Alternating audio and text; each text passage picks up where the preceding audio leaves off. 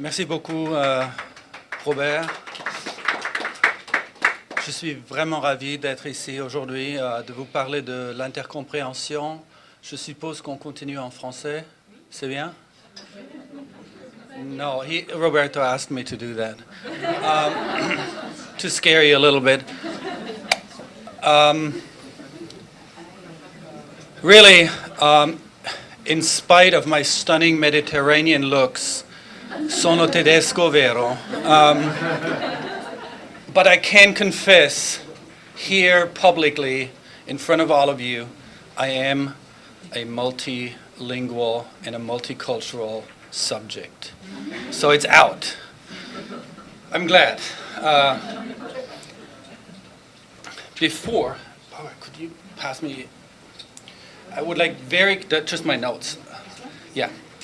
I took, during Clorinda's presentation and during some of the questions that followed, I took some notes and I wanted to make a quick point about the question of interference. Not from a neuroscientific or psychological perspective, but more from a pedagogical perspective. You can be afraid of interference, or you can use it as a learning moment.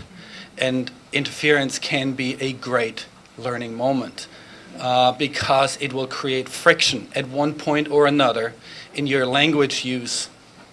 And if you use it correctly, students will get a lot out of interference because they will start to reflect why there is interference and where it's coming from and what they can do about it. I forgot to say that earlier. Being German, I was very pleased to hear this morning that I'm figuring among a very elite group of presenters who are messengers and advocates for the Italian language. If you want to ask me anything in Italian, I think I will understand, but I will not answer in Italian. I'm too slow for that. So, my presentation today really focuses on two aspects. The administrative aspect of this project and the pedagogical training aspect. And I have to say the experience of going out and interacting and learning about intercomprehension has really enlightened the work that I do as language coordinator in our program, because this is my first job at Cal State Long Beach. I started as language coordinator in 2001, and I just briefly calculated the number of observations, TA observations that I did, and I come in at about 600 right now over those years in class observations. And much of my experience and much of what I say today, and I will be in certain moments critical, very critical about the communicative approach, I still think it's not a bad approach, but I also think we are at a moment where we have to really think about it, whether it still promotes what we are trying to do. So I will say some things about the communicative language approach. I still believe in this approach to be a valid and useful approach in the classroom. But I have come a long way going through intercomprehension and building what I've learned here into my training of the TAs, which I still do aside from chairing the department. And I have really benefited a lot from this. So, where's my little clicker? To contextualize the current situation, most recently, and I think you all have witnessed this, we have come under a lot of pressure from college administrators. And I've learned now as a chair in my second year that there are two kinds of administrators. Good ones and bad ones. The good ones are either those who don't speak another language or have learned a language at one point and have continued practicing it. Those are the good administrators. The bad administrators are those who at one point in their academic career or otherwise have learned or started learning a language and had a bad experience with it. Those are the ones you have to fear, because they really go after you, because it is that bad experience that still lingers. They remember. So luckily I have good ones and bad ones to work with, and I think more good ones that are sympathetic. But nevertheless, the recent budget crisis has put a lot of pressure on us as administrators to protect language and literature programs. And some of the criticism that comes from administrators is in the area of efficiency. Are we still doing the right thing, teaching unit-based, time-based to our classes? Is that our way of measuring progress? Are we efficient, really, in what we do? Can we afford getting students through a 2-year program at the college level before they start collecting, so to speak, credit toward the minor or major? Students also complain about this. Lack of flexibility at the language course level. Dealing with intercomprehension and realizing that some students, and those students who are motivated and ambitious, move much more quickly and can and want to move much more quickly, are slowed down in our regular classrooms, has really made me think about whether this 15-week catering to the average student really is still the right way to go, or whether we need to find ways to let students, ambitious students, motivated students, move more quickly. Time to degree falls into this entire context. Many students do not declare a minor or major in college because they are put off by the number of units that they have to take, really, before they can do that. And with the current pressure on 120 units or 4, no more, meaning 4 years, nothing more, don't declare a minor. We have that from campus advisors. We hear it frequently, students saying, you know, I want to study math, but I want to do a minor in French. And my advisor tells me, don't bother with that. I put here, it's often called a distraction. So this is some of the pressure that is coming in this area. In the area of publishing, we are realizing the tremendous cost of textbooks that is putting students off. There's only little relief in the codes that students buy and the ebook. It's still very expensive. The publishers themselves realize the tremendous pressure they're under from products such as Rosetta Stone and Live Mocha. And I think there's a good reason why they have to be somewhat concerned about this, because these products offer cheaper way of language study. I mean, I'm not qualifying them here at this point. Live Mocha offers something that the students really want, and it's the interactivity that they don't really get in traditional textbooks. I think traditional textbooks, the content is very quickly outdated. And I will get back to this. Students have different tastes and interests, and textbooks really don't encourage that. There is a middle of the road, and what I just said about the average students that we cater to, textbooks cater to the middle. I have not seen many textbooks that are somewhat even marginally provocative in anything. I mean, it's middle of the road vocab, middle of the road thematics. Health system in France is really a big winner with my students. In the French textbook, we're switching to native digital content in textbook publishing, and I think what textbooks really do is they have this somewhat linear approach to it, where students get the impression when I'm done with this, I'm done with this, and they don't have to go back. There's a little bit of reviewing and recycling in some what I would call more progressive textbooks that focus on this aspect, but they review normally only structure, only syntax.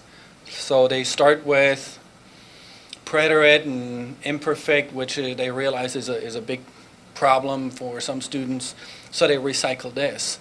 But I don't find much recycling or deeper understanding or fostering of deeper understanding of cultural topics. And I have to say, outdated content, I have to say that the treatment of culture in most textbook is really not very profound. Then there's the communicative approach. And it is really called an approach because when it started, it didn't want to be a method because it didn't want to impose very strict and narrow rules on what to do. But I think this has led to a proliferation of eclectic, to say the least, or for lack of another term, approaches in the classroom. And I said this is really based on over 600 classroom observations from TAs, part-time instructors, and other language instructors. You find all kinds of stuff in the classroom, everything from grammar-oriented still to TPR, TPRS, and it's a mixture of all kinds of things. Training and mentoring of instructors really has to be rethought. What do we really want our grad students to be? Are they researchers? Are they language teachers? What is their role down the road? And of course, national guidelines, standards, and so forth. The question is, are they really helpful still exactly in the format that they exist? We also have new formats and methods of instruction, hybrid courses, online MOOCs and books, and of course the idea of the flipped classroom that I'm sure all of you heard about, which comes with increasing numbers of online or hybrid courses that are being offered. Standards, what are our criteria by which we measure students' progress? Is it units? Is it time? Is it competence? And I referred to this earlier. So this is literally the context in which I work as chair language coordinator, trying to implement a new program. And I think many of us or many of you can relate to this and how it affects you in your teaching. Here's a comparison of the traditional course sequence in our department and what we do for Italian for Spanish speakers. On the left side, on the left column, you see our regular Italian classes. 4 semesters, 4 units, so it's a 4-hour class, twice a week for 2 hours. That's a total of 16 units over 2 years. If you take into consideration that some students will have to repeat it or drop out and then come back, it adds a significant amount of time. Italian for Spanish speakers, this is what we currently have. Italian 100A, 100B, and then the entire second year is combined into one 6-unit course instead of 8 compared to the other. And what it does, it really opens up one semester of time for the students to contemplate at least the minor, if not a major. And it reduces a little bit the number of units that they have to pay for. Here would be a scenario that we might contemplate in the future where we have only a first year combined course, 2 semesters in one, 6 units. The same at the second year level. Students are done after 1 year, and then they have 2 semesters to work towards the minor and the major. And that, if you calculate that, a minor is about 18 units, That's 6 courses, 6 3-unit courses. It can be done, and then it becomes a possibility if students pursue other things also to do a double major.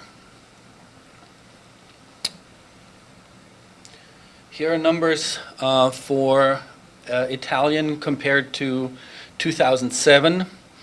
We had 10 majors, 17 and 16 minors at that time in Italian. And then on the right side, you can see our numbers for fall 13. And we did start with Italian for Spanish speakers, I think in 2010 or spring 11, sometime. So it did have an impact.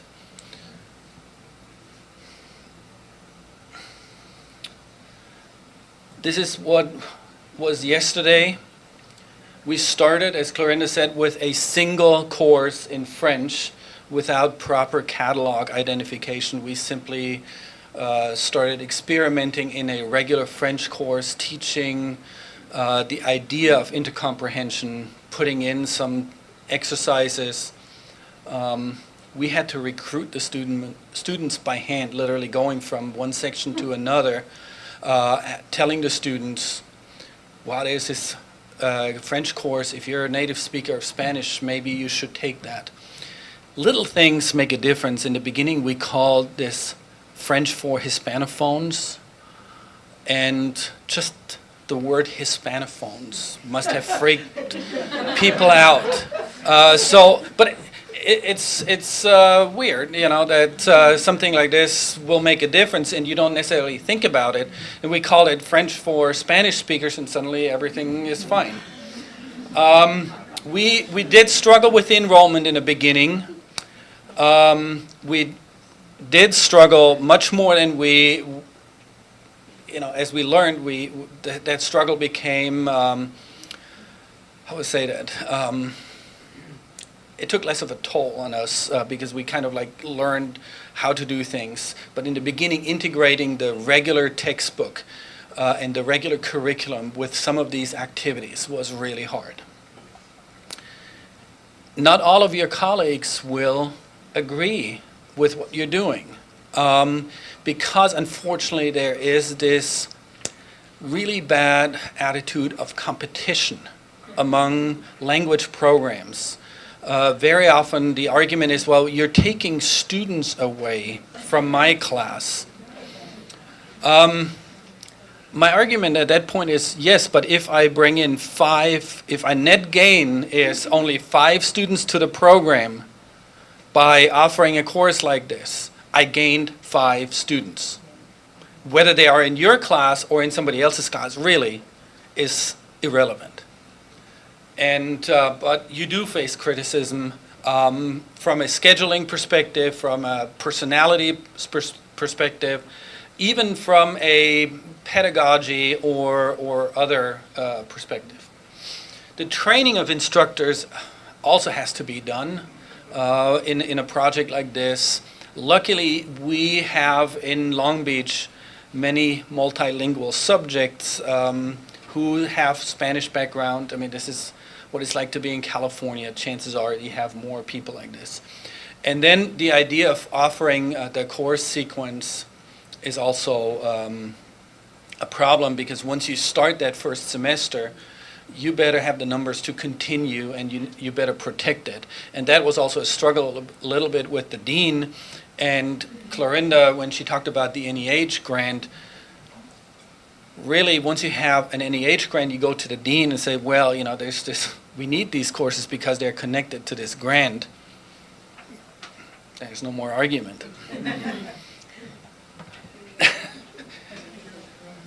All right, this is the situation today. We offer well-enrolled sections for first and second year in both French and Italian. At this point, we have 50 students in 2 sections of first year Italian for Spanish speakers. And we have, as Clorinda said, 28 students in the hybrid course. I'm also glad that Roberto had this those statistics up, and yes, 10 to 1, is a problem. Attrition in Italian in particular. We don't see it in German. We don't see it as much in French. Attrition is really a problem for us. And I remember like in 2002-03, when I started dealing as language coordinator with Italian, we were at the point where we had 8 or 9 sections of beginning Italian first semester courses, and we barely could fill a 4th semester class. Barely. 9 students we always had to fight. Out of 150, 180, we could barely fill that 4th semester. Today, we are graduating about 30 to 35 students out of the 2nd year, sometimes more. And we also realize that they go on our GATE course into the upper division languages. The 312 is filling much better than in the past. The pressure by the dean to become more flexible at the language level, lower division sequence, has really pressured us to think about hybrid courses. And the observations in the Italian, French for Spanish speaker courses was such that we thought, yes, they can do it. In fact, the more I'm teaching or observing also those hybrid courses, the more I'm convinced that more intense language study is better than less intense but spread out over 4 semesters. I hoped at one point to have some data, but this will take some time to really mine this, to see how hybrid these intensive 6-unit course students, how they compare to the regular sections. Because you always have to understand that winter and summer breaks take away from your students' language competence. It's a problem. If the students go through these 2 hybrid courses, they deal with the language in a much more intense manner, and they come out at least as good as the people who study this for 4 semesters. Of course, there is your curricular process that you have to go through, offering new courses, selling this idea not only in your own department but at the college level, to make sure this is a viable curriculum. We have solved this problem now. We have our own course numbers, and so the students talk about it. Things are getting better. Campus advising is really important. We already face problems in this area because advisors really are against languages very often, and if they don't understand what this is all about, they will not tell the students to get in there. So it's very important to talk to the offices on your campus that channel students into your courses so they understand. My dean certainly liked the idea of the hybrid courses, cutting down on the time to degree. We have seen it in the number of growing minors and majors. The outreach to high schools and community college that was already mentioned is important. And again, this communication between colleges and K-12 instructors, administrators, principals, and so forth has to be intensified. Because even if you get students like in San Pedro to this level of AP in Italian, and they take this, if they go to college and they don't continue with Italian, you know, you only have one half the battle. You need to really instill in the students the idea that this language basis that they have gained, they should really go into college and then do something with it. It doesn't have to be in their major, or it could be a second major. But I mean, from a college administrator's perspective, I would say, you know, I don't want to pull the rug from under us by getting more students into doing Italian, but then they say, well, I have, you know, already enough Italian language. I really don't have to do this again at the college level. Once they go in, they should really make use of this. And it's our job really to communicate this with the instructors at the high schools and with the principals and really foster this. We did have quite a bit of media attention, as Clorinda mentioned, and the training of the TAs in my department has taken on a complete new dimension. Since I mentioned colleagues who are maybe not so into your idea about intercomprehension. Not yesterday. Thursday, I talked to one of my colleagues in French and said, Markus, I really need to tell you something. Today I overheard some of the Italian instructors, and they don't know that I understand Italian, so they were speaking freely, and I have to tell you what I heard. It's like, they said, wow, I'm teaching Italian, but I really think I should use some of those intercomprehension ideas in my classroom. And she mentioned this as something I should really be aware of this and put a lid on it. And I didn't really reply anything. I was just happy to hear it.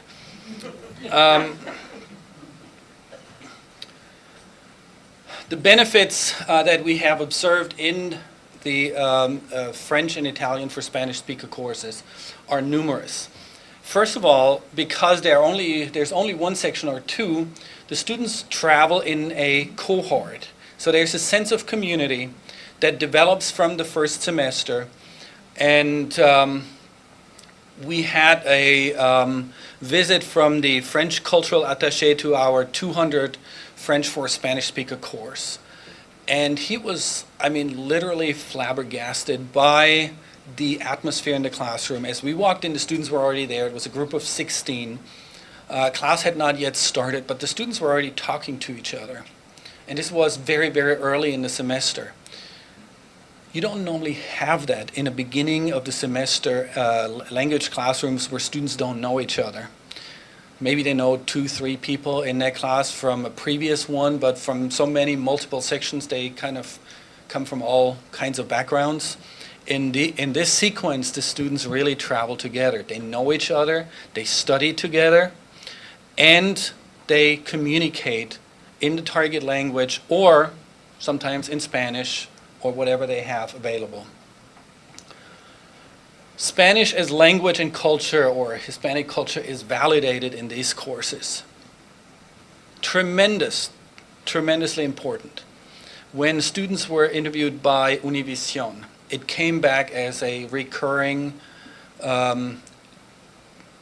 trait in these courses. The fact that their cultural background was validated, their language. In Southern California, and probably elsewhere in the United States, most likely, Spanish is often associated with negative or has negative connotation. It's the language of immigrants, busboys, waiters, illegal immigrants, and so forth. And Spanish speakers often try to hide it, especially in academic environments. They're not asked to use that. And in this courses, it really is validated, and it has a big psychological impact. There's a aspect of success in the sense that those college students, many of whom are first-generation college students, experience this success, and suddenly they say proudly that they speak 3 languages, which already puts them in a completely different category of students. I have witnessed a increase in interaction among the TAs in the department. The idea of compartmentalization is kind of gone because they sit in each other's classrooms. They want to learn Spanish if they don't know Spanish, and so they talk to each other. They really want to, from a professional and academic perspective, improve themselves. They find the idea of intercomprehension very interesting, and it has really created a different kind of work environment for the TAs. I also believe that this project caters to upward-oriented and motivated students, rather than to what I mentioned is this kind of like, okay, I take this as a GE course, really don't have any interest in it other than that. And we integrate language knowledge, whatever it is, into classroom teaching. So here's my spiel on communicative language teaching. Just a few fundamentals of what it is. 4-skill approach taught in context of culture. There's the idea of immersion in the target language. And from observation, I have seen that often this leads to the exclusion of other linguistic or cultural backgrounds. When you're in my French classroom, you think French. Yeah, that's going to happen in the first 2 weeks. But it is not to tell a student not to think about something, to me is unacademic. I mean, we're in an academic environment to think. And there shouldn't be any kind of restrictions on what you can think about or not. It also causes very often silence in the classroom. And not a good silence. It's not a reflective silence. It is a silence of being put down, discouraged, and it does not lead to communication. The classroom practices tend to be behaviorist, very often the idea of mimicking, and I'm not against this, but sometimes it's overdone. It's the idea just try to imitate what I do, I model it, and you repeat it in a little different format.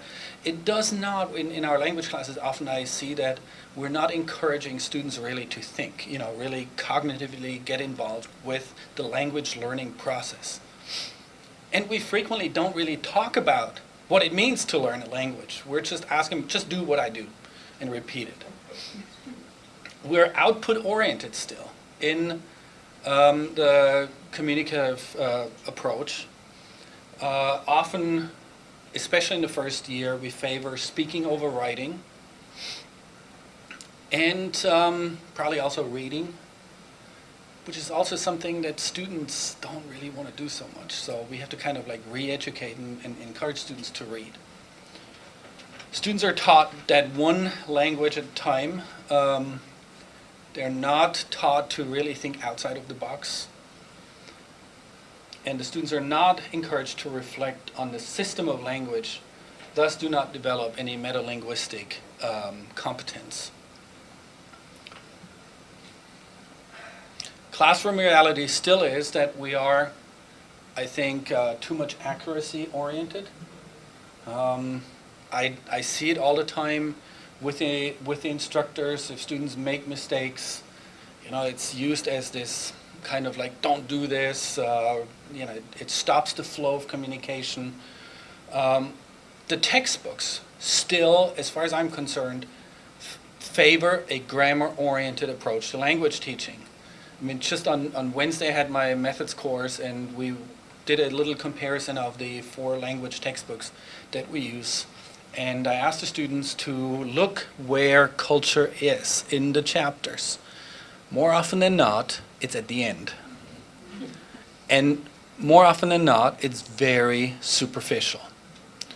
Even in the textbook that we use, that I like for other reasons quite a bit, I have to say, to deal with the country of Ecuador on a half page, to give some little trivia information about Ecuador and maybe some student comment or a native Ecuadorian talking about his or her country, that's not really profound treatment of culture.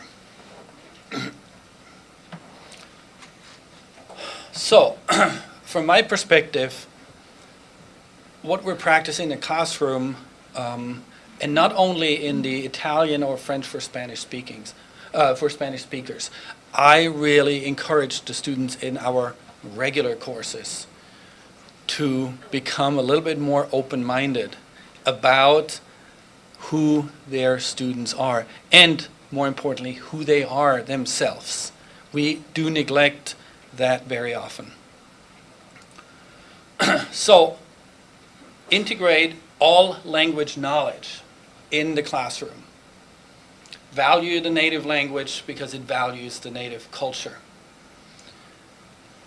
Foster natural communication by allowing code switching in the classroom. Don't shut your students down if they have something meaningful to say just because it's in another language.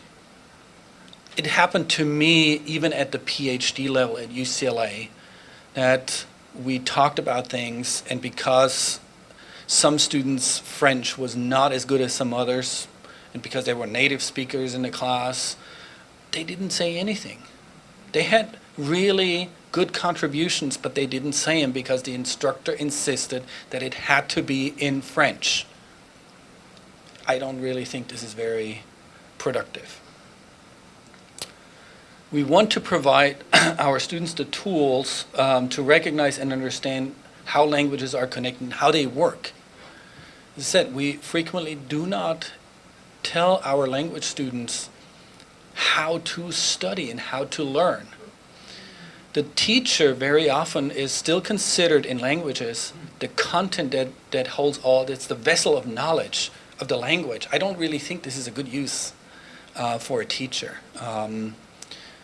I think the language instructor should be more a facilitator and somebody who really helps the students to learn, provide them with the activities. The language is out there. Probably, you know, in a more complete, or certainly in a more complete form than any individual language instructor can really present it. It's there. You don't have to, all you know is, no, your job is not restricted to simply knowing grammar or certain kind of trivia about culture. Your job is to help these students learn and get enthusiastic about that language and that culture. All right, the other points I already mentioned. I want to give you a quote from Claire Crumpsh's the book, The Multilingual Subject. It says, "The monolingual discourse in the textbook presented as ahistorical truth and embedded in the vocabulary and the grammar selected for instruction clashes with the multilingual habitus of the students in the class." And I would like to add, not only it clashes with the multilingual habitus of the students in the class, it clashes with the multilingual habitus of the instructor. To use one example, again, I go to Spanish for this. Obviously, we have instructors, TAs, coming from a variety of Spanish-speaking countries. And when they're asked, really forced, into teaching a particular vocabulary and a particular culture that is not necessarily theirs, they are not as enthusiastic about that subject. We have to give them the possibility to integrate, to really be invested in the materials that they teach and really fully back them up. Why does a Colombian native have to simply present Mexican or Spanish or whatever culture simply because it's in the textbook? You don't have the same investment in it. There's also an emotional investment in language learning. And I go back to this idea of the average vocab, the average topic, what we consider academically valuable. Well, first of all, our students have their personal interests. Our students want to learn vocab that suits their interests and their needs. If they can't do this, where is the motivation to do it? We need to give them an opportunity to personalize what they learn. And I mentioned the teacher as a multilingual subject. And I would like to stress that through this experience of the intercomprehension in the classroom of Italian and French for Spanish speakers, I really want to stress the idea of learning profoundly rather than superficially. Rushing students through a first-year textbook where they end up with the subjunctive at the end of 2 semesters. Sometimes I do understand why they don't go on. If this is what it is, I understand. So, I want to give Clorinda a little time to do the survey that we did in our courses. But at this point, before you do that, maybe I can open up some time for discussion if there are any questions about this particular presentation.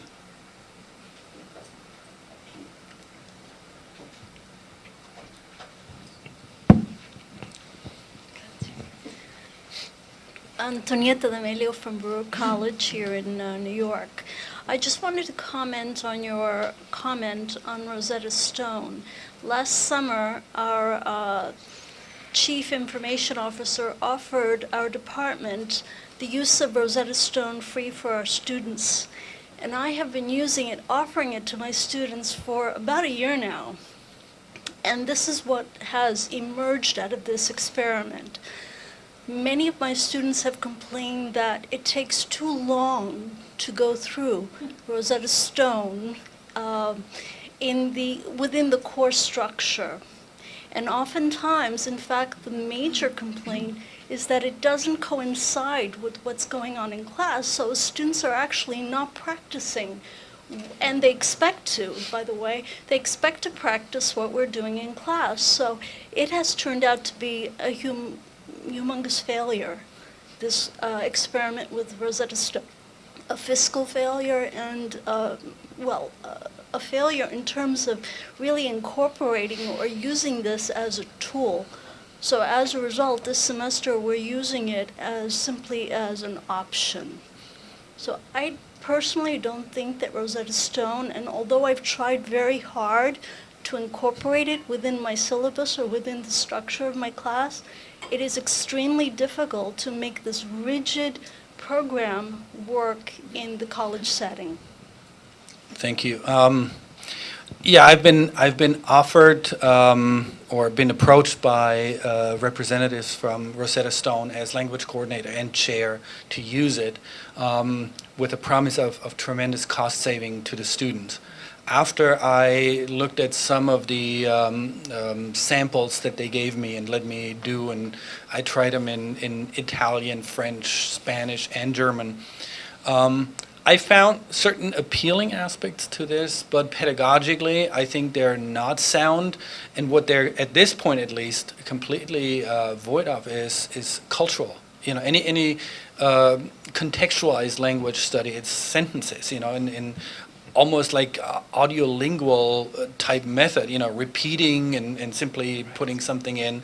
I found really the lack of culture and contextualization of the language learning the most disturbing aspect for me.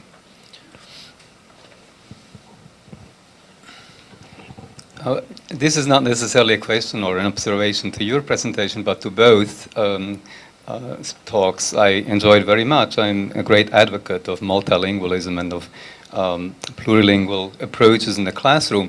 Also, I think this method will also produce more multilingual teachers, obviously. I think we need them in order to enhance, in order to further this project. I think one of the problems is that graduate programs are focused in the United States mostly on one language. Everybody is going for one MA or one PhD in one language, and I think we have to overcome that. The other the other thought I had while we were talking, of course I'm very much an enthusiast of Eurom 5, and the Accademia della Crusca also published the Quadrivio Romanzo, which is very useful, I think we can use. I'm also thinking, why don't we expand this also to Anglophone speakers? I mean, people forget that English is actually an Indo-European, a European language.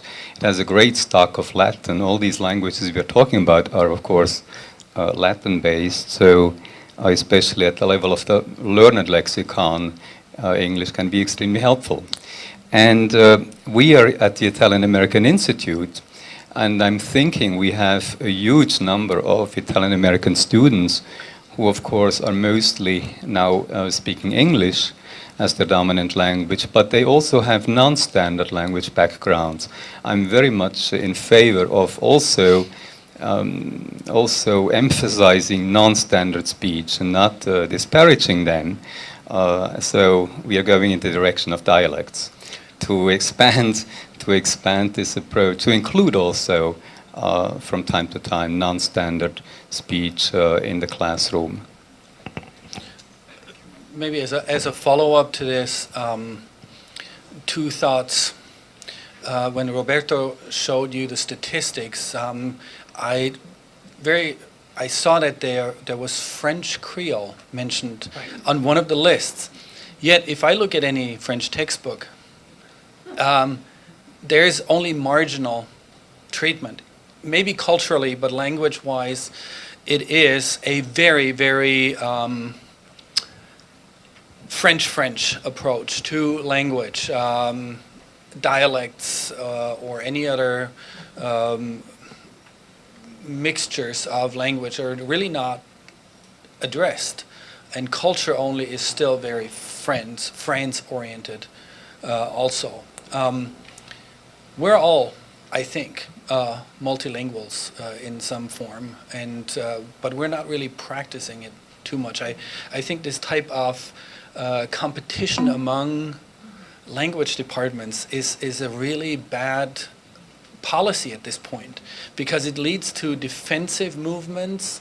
You have to go out there, you have to embrace languages and foster the idea of language learning. The moment you try to build walls around yourself and say, we can only do this here, we can only speak French, you exclude people who otherwise would be very open to your thoughts. And one other comment on in Pierre Escudet's book that Clorinda had up on the screen. He talks about the efficiency of the way we are approaching language teaching. If you look at how many students, let's say 10,000 students who start learning German, how many really end up at what we would call, let's say, near native fluency or even advanced fluency. I don't really have any particular statistics, but the number is very, very low, who really reach that level after 5, 6, 7 years of undergraduate, graduate studies, all the way into the PhD. That's not very efficient. If you go with the idea of teaching several languages, but you reduce the number of skills that you ask them to learn, in that sense, actually reading, you can make a much larger number of students reach a much higher level of reading comprehension in 5 languages, such as in EUROM 5. You really get to a level, rather advanced level, rather quickly. I think it's a more advanced or a more efficient way to approach language learning. And I would like to think about it from an administrative perspective as a way for our students into the actual language study. Being exposed to 5 Romance languages, as Clorinda does right now on our campus, with and reaching a reading level that is intermediate or advanced. And then a student can pick after that which language he or she wants to choose. And then go and say, well, now I add the speaking skill and the writing skill to it. We have a similar project in our department, is a 100 level GE course, because on a campus of 35,000 students, I still wonder why we don't get more language students. Students say, well, I'm very much interested in the cultures that you represent, but it's that language course that I have to take before I get to the culture course. So we built in a very basic 100 level GE course with also global issues classification, and the course called Uptown, Downtown, the culture through the lens of the city as text. And from the initial feedback, we are teaching this course now for the first time, and in this course we represent all the cultures represented our department through various cities, like Barcelona, St. Petersburg, Berlin, Paris, and so forth. And the students are really reacting very well to this. They said, wow, this is interesting. I'm getting actually a culture course. And the instructor, of course, is using this to recruit then the students to go into the various minors or majors. Anyway, so just as a follow-up to your. I have two questions, and I believe you just answered the first one, which is, do you have a language requirement? Not a general requirement on campus. We have several departments or programs on campus that have everything from 1 semester to 2 semesters. The highest is probably, does art history require 1 year? I think The master's requires the master's requires 2. Okay. Yeah. And then, of course, in our own department, our master students are required to have a second language. But that's feeding from within. You see, it's not really reaching out. And my second question has to do with how you define a hybrid course, because there are many different understandings, I think, of that word. Okay, the way we're doing our hybrid course is a 1/3, 2/3 split into 6 units, French or Italian for Spanish speakers. We have 4 hours in classroom teaching, traditional, and we have 2 hours using Collaborate on, Blackboard, Collaborate. Again, that use of Collaborate has really introduced us to something that I, as language coordinator, thought was not possible. I thought for the longest time that teaching language or learning online is not possible, that you need that face-to-face contact. Actually, what happens is it's the opposite is true almost, in the sense that the moment the students have this anonymity of being on a computer and not in front of somebody, and we're using, in some classes, we're using Voki, that lets you use an avatar that speaks for you. Students actually speak more. The Collaborate sessions are an hour, 2 hours, and we're having this tracked by our technology department. Students spend way more time on Collaborate talking to a partner, sometimes in English, but certainly in the target language, but they spend more time together than we actually ask them to do that, to do. This was before. My name is Lucrezia Lindia, and I teach Italian, and I'm also a chairperson of foreign languages. Therefore, I just wanted to let the high school, the college professor know that nowadays in the East Coast, we are not hiring teachers unless they have a dual certification.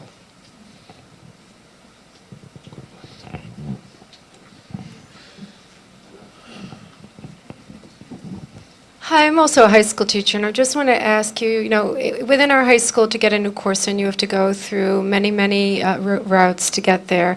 You have to have course adoptions, you have to go through the board and whatever. I don't see this happening in the near future in many of our high school classes, but how would you suggest that we could include aspects of this within our class for our large populations of Spanish-speaking or French-speaking students? Like, I have a very large, I have at least 70% Hispanics and Spanish-speaking students in my level 1 class in Italian this year. So what are some practical things, other than cognates, borrowed words, things like that, some other practical strategies from this that you would recommend with us so we could take it with us today?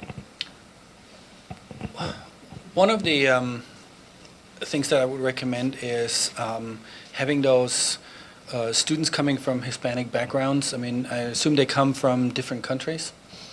Actually use that from a cultural perspective. The idea of creating some type of a project at the end of the year that validates their cultural background. Let them express something about their country or something that is dear to them personally. I think you will motivate them differently than simply telling them to use the textbook and study the vocab that's in there. That was from, yeah. Yeah, I like Clorinda. Yeah, I've worked a lot with the high schools. First of all, I really would like to emphasize that it's not impossible. What we thought would be very difficult working with the school districts is turning out to be much easier than we thought. Again, I have actually a whole document in my computer about the steps that were taken at San Pedro High School. Remember, this is the Los Angeles Unified School District. It's huge. I mean, the bureaucracy of this school district, everybody said, you're never going to be able to get this through. It only took 1 year. And so I really, because the thing is that having the course called Italian for Spanish speakers makes a huge difference. Using the strategies, and again, the strategies are these bridges, the ponti between, among the Romance languages. I showed you a few of them, but there are many other ones. I mean, this is only the tip of the iceberg. You can use those, but if you have a lot of students in that same classroom who are Anglo speakers only, unless you're bringing English in are you Herman Holler? Yeah, I've followed you for years. I'm very happy to meet you. As you were saying, unless you're working specifically to use English also as a Romance language, and we had this in Toulouse some months ago. We had a small in-house workshop. Elisabetta was there with Pierre Escudé, and there was a linguist, a Slavic linguist, who said, I really think English should be considered a Romance language. I mean, I think that there are many reasons to make this case, and I'm really happy to see that you're using English as you teach. So again, you'd have to use a strategy then to use English intercomprehensively. And again, going back to what you were saying, that's very interesting with the students who speak dialects, using that with English in an intercomprehension model to bring them to Italian, again, using all of the languages to acquire new languages. But I did just want to not discourage you from trying to pursue this with the school districts, because we now have the Long Beach Unified School District is also approving these courses. So it's kind of a domino effect. If you're able to get one, and I'm hoping that we'll be able to be helpful to the East Coast with the model that we have set up. There's just one other thing I wanted to add that came back to Herman Haller's comment about what's going on in universities. I mean, when I went to UCLA and I started in Italian and I stopped for a while, because I wanted to study the 18th century, and in order to really do that, I needed to use my French. And at that time, we had a program called Romance Languages, Literatures, and Linguistics, in which I got my PhD. And I also studied Spanish.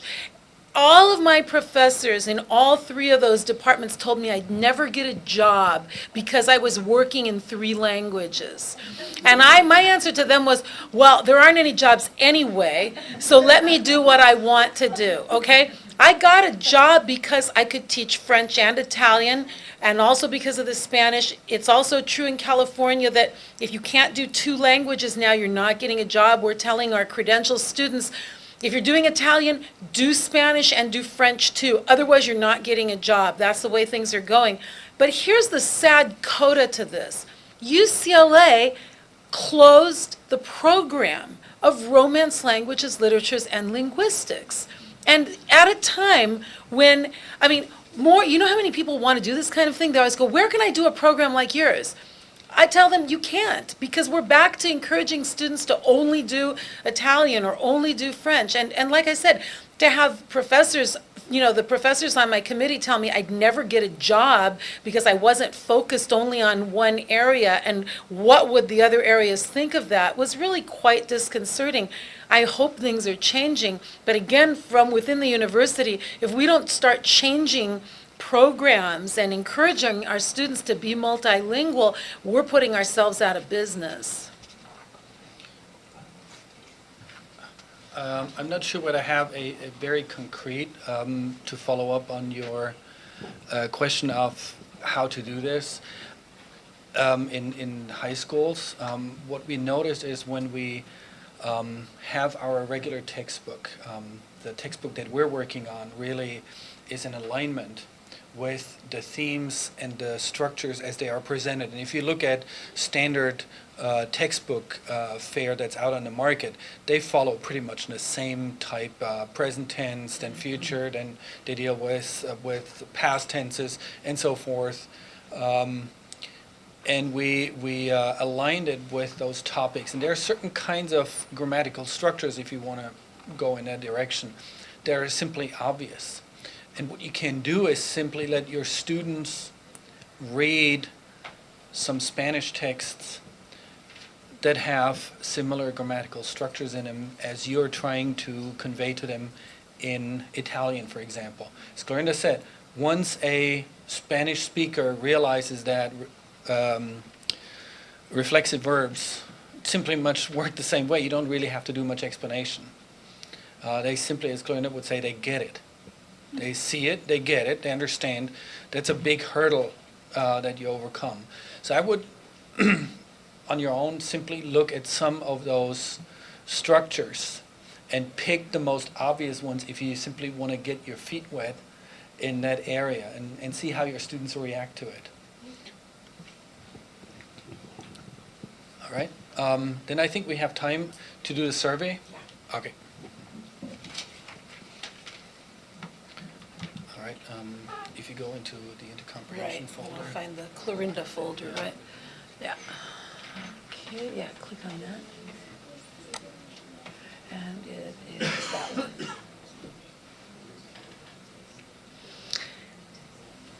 So this survey was actually created and run by 3 of our instructors, Violetta Pasquarelli Gascon, who teaches Italian for Spanish speakers, specialized in the hybrid course at the 2nd year level. She is a force of nature. Philana Rustin, who is she went through our French program, got a master's, is married to a Peruvian, learned Spanish. She's actually now in Peru teaching French to Spanish speakers before she comes back to try to go into a PhD program doing some of these things. And Cedric Oliva, our Corsican, who teaches both French and Italian for Spanish speakers. So they put together this survey, and they all very much like to think of this as intercommunication, since we are communicating with the students in class. So the survey was given to all of the Hispanophone classes at the end of the 2012 fall semester. We actually gave it again in spring 2013. We haven't compiled all of that data yet. We gave this survey to 6 classes.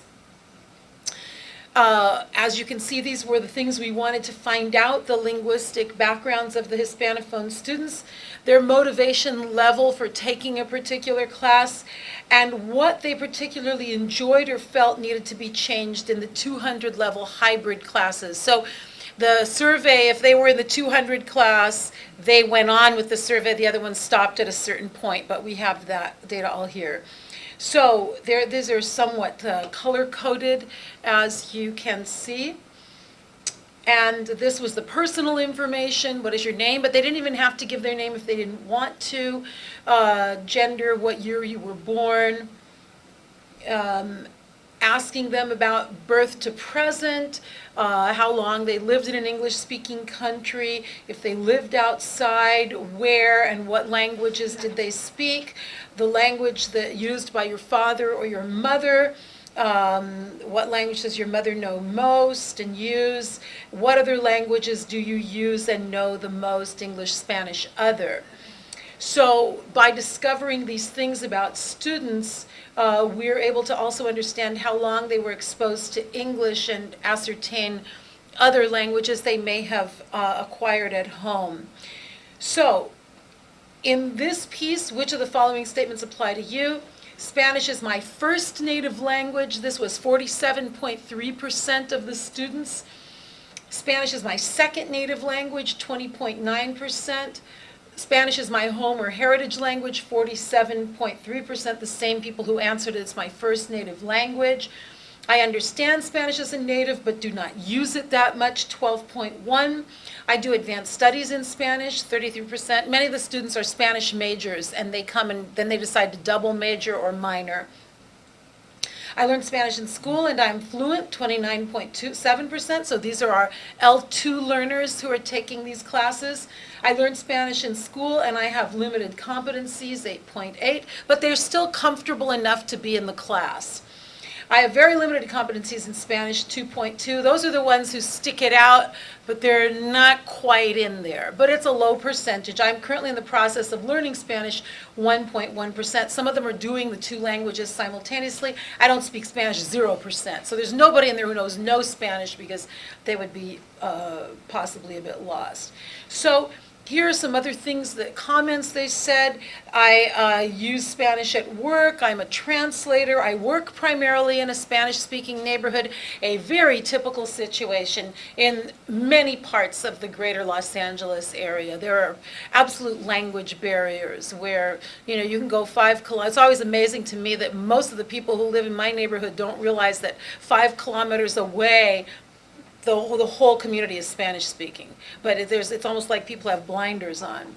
I was primarily raised by a nanny who spoke Spanish, so I spoke it more than English as a child. There are a lot of kids like this in Los Angeles and at the university, including my own children, actually. Spanish became a language of our house because of the nanny situation. So different levels of usages, not all heritage, many are. Some L2, 1/3 have an advanced education in Spanish.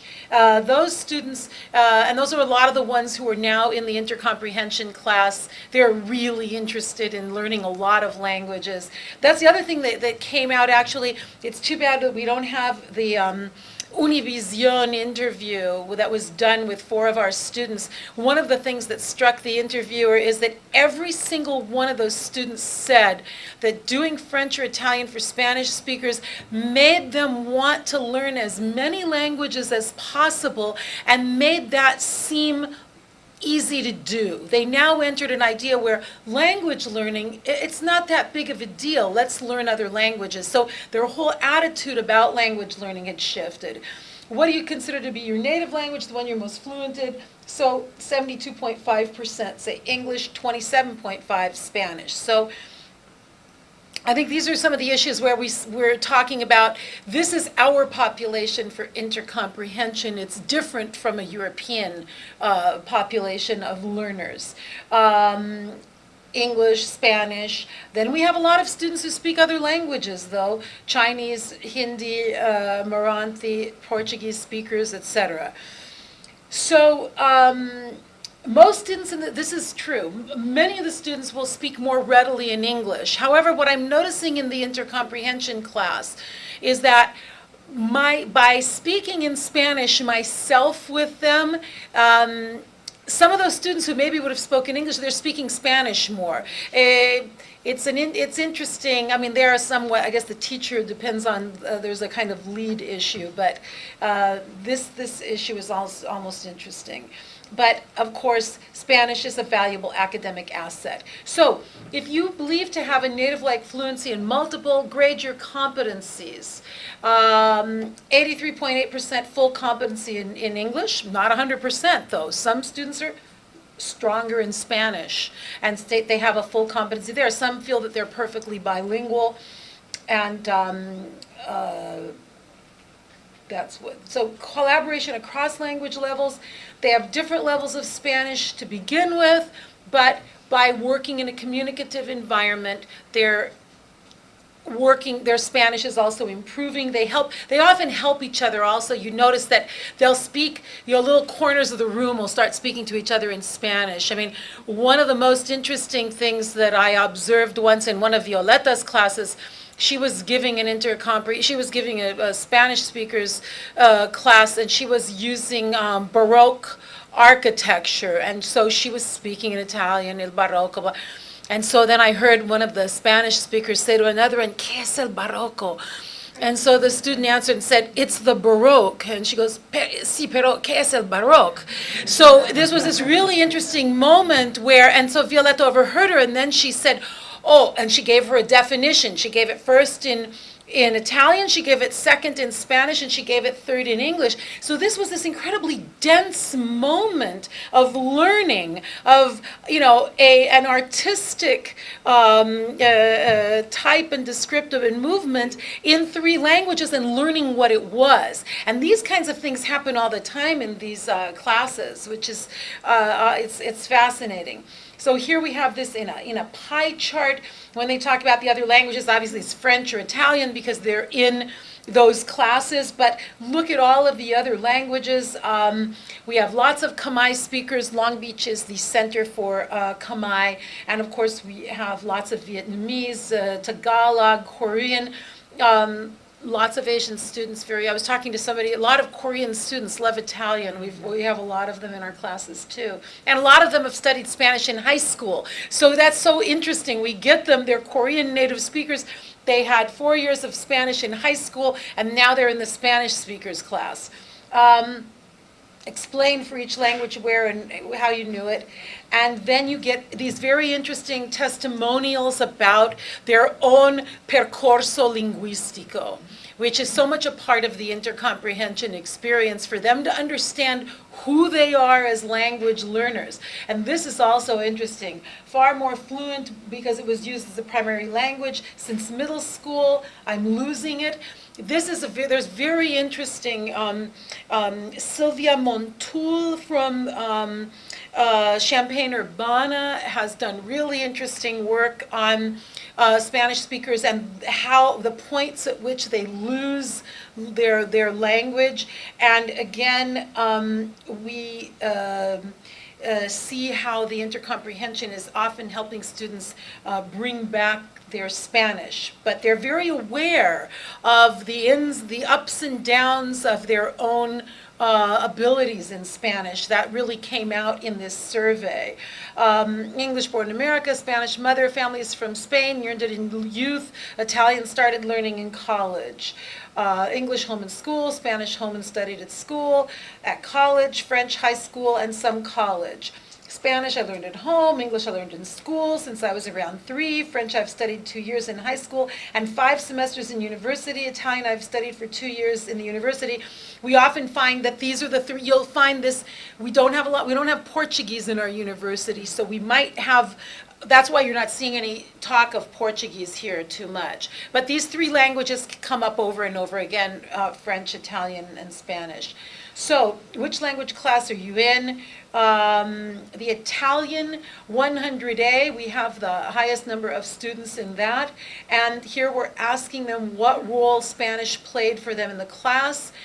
51.9% said it was essential, and 40.3% said it was important.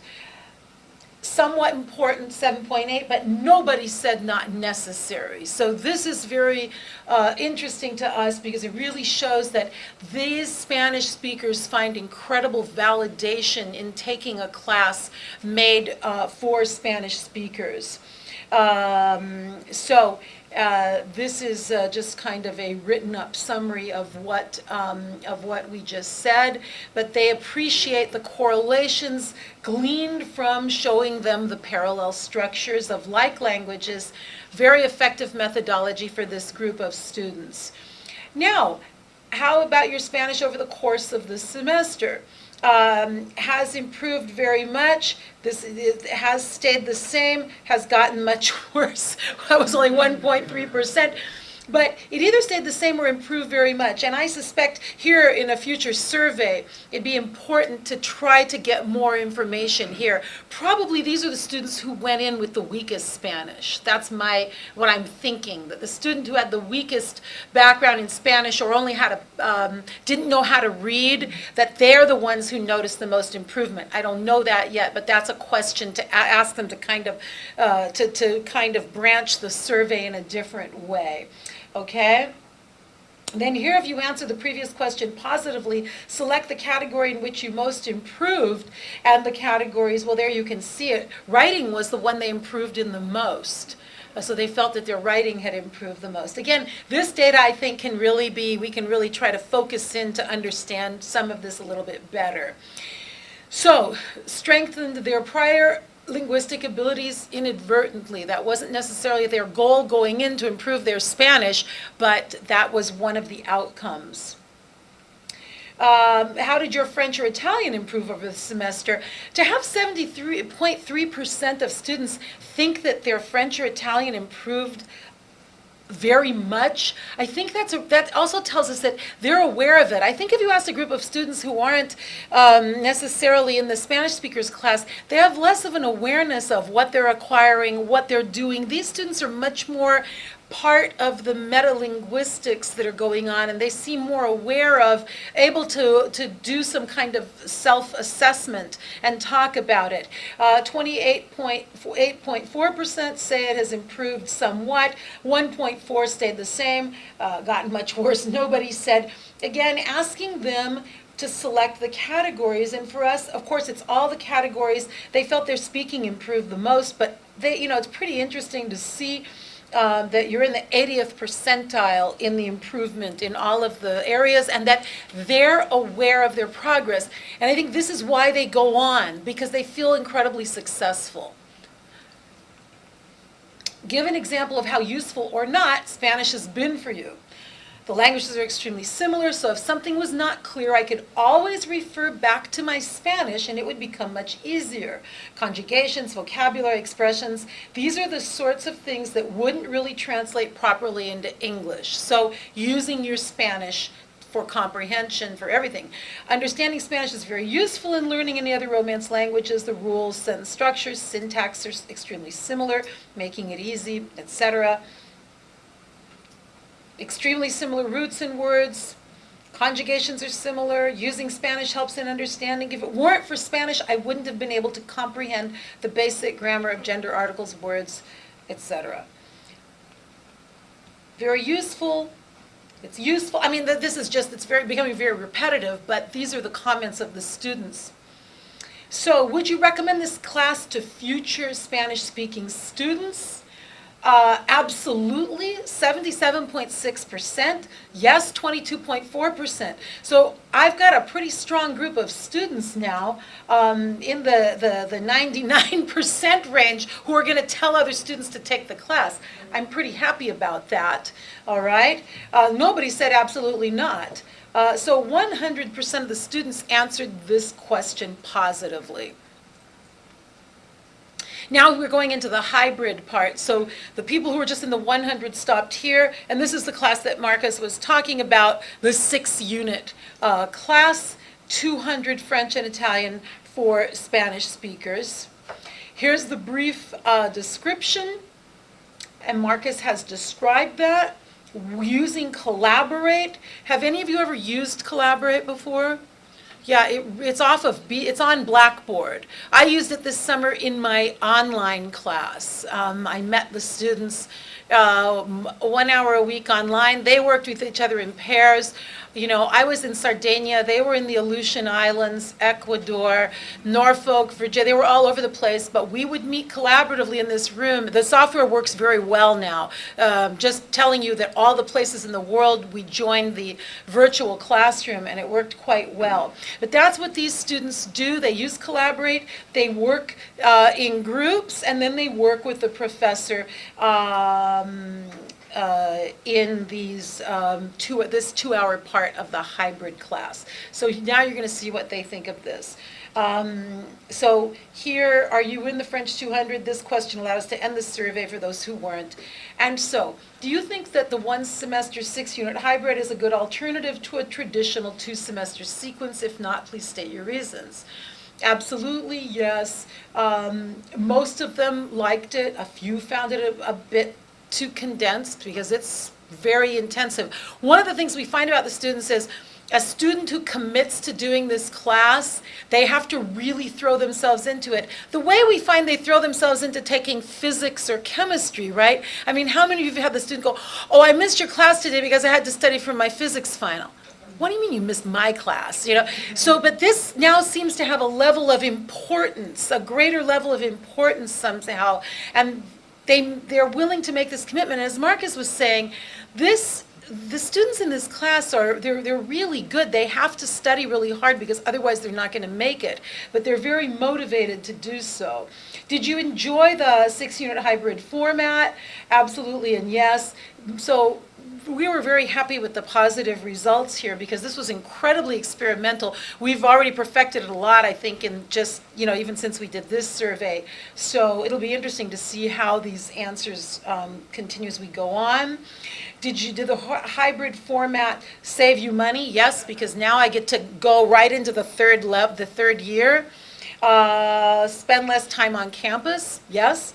Have a more flexible schedule? Yes. And so here you see some comments.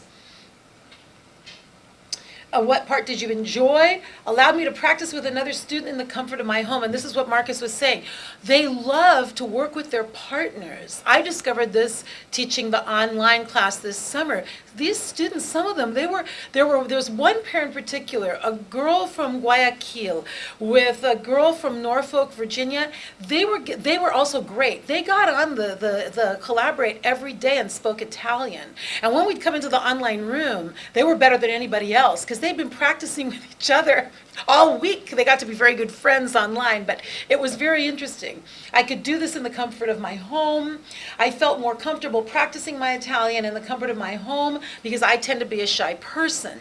Practicing our speaking skills was the best. They feel they get a lot of practice because they're speaking to another student and they're speaking in the classroom, and they're also in the real classroom 4 hours a week. So they liked that a lot. What did you dislike? I dislike the biggest problem we've had with this is scheduling it. Because we haven't scheduled it in the schedule of classes per se. We try to find a time that fits everybody's schedule once we have the group, but that is a little difficult. And sometimes we have to do 2 sessions. So the scheduling is one of the difficult to coordinate times with other students. The complaint is the same, coordinating this with the other students. So this is an area that we're trying to think about improving. So here's the analysis. Students like it. Biggest problem is finding the time, but they like to have the 2 hours where they're not on campus. Sometimes they need to be a little more flexible in making themselves available for the online piece. Rank the activities in the online partner work portion. So talking with partners, watching videos, writing collaboratively, doing exercises from the book. These are all of the kinds of things they do in their on the online piece of the class. And maybe it's not very visible, but this is talking with partners, watching videos, writing collaboratively, doing exercises from the book. They really like talking to partners. I mean, they feel very good about being able to talk to their partners in they feel very free doing that. Right, like speaking online. This is one of the pieces we like the best about this online portion of the course. How did it differ from your classroom? Describe the experience. We were able to work with people outside of our usual personal in-class group. So you get to focus on your online group. They liked that. The dynamics online were very different from the classroom dynamic. So they're experiencing being speakers of a language in different situations that you wouldn't be able to do in only the traditional classroom. And you socialize with people you wouldn't normally talk to because you have to if you get paired with them for the online work. More speaking was done for those who are shy. It's especially helpful for students who are shy. This was one of the things they brought up over and over, that the shy students really spoke. But felt nerve-wracking with only a limited amount of students in the online space. When you have the group all together, that can be a kind of crowded virtual classroom. So the summary here again is pretty much what I've just said. But overall, a positive experience. Here's the motivation factor. You want me to finish? Okay, let me just go here. Quickly, motivation. If you look at this, extremely motivated. The motivation factor is higher. Why? You can imagine, you can look at this on YouTube and read through these yourself, but I'm studying abroad next semester, all the different reasons. They like the 6 units. I want to brag about knowing 3 languages. This is a motivated group. Are you continuing to study? Absolutely, yes. Here's where we get our people continuing. Maybe, but this is good. So most comfortable reading, not surprising from the intercomprehension things that we've been learning. Reading and listening, the passive skills, because of the intercomprehension aspect, are much better. So, catalyst for shift in language status. And that's about it. Here they're talking about how much they loved their professors. We are blessed with a great staff of people. My professor was absolutely amazing. That's what we hear all the time. Okay. Thank you, Clorinda. I just would like to finish on that last slide that Roberto had up there, the actful statement that learning other languages plus also continue learning their native language, it makes this happen. It doesn't make it happen in a remedial context, but it makes it happen in a progressive, forward-looking moment. And then to end up really on a real guy flick, My Fair Lady. I used this course in my second language acquisition course. Rex Harrison in the opening scene lamenting the downward spiral English language is taking. At one point he says, in the French, they really don't care what they're saying as long as they are saying it correctly or beautifully. And at that moment when I saw this, I was reminded of a lecture that I heard once from a French professor, and I talked to another French professor about it. And he said, well, I really didn't pay that much attention to what he had to say because I was really appalled at the level of French. If we continue thinking like this, we're not really communicating. If accuracy and what you have to say is really measured by how you say it, of course we enjoy good speakers. But if that is your attitude towards, we're really killing languages and literature studies, and we have to reverse that trend. Thank you very much.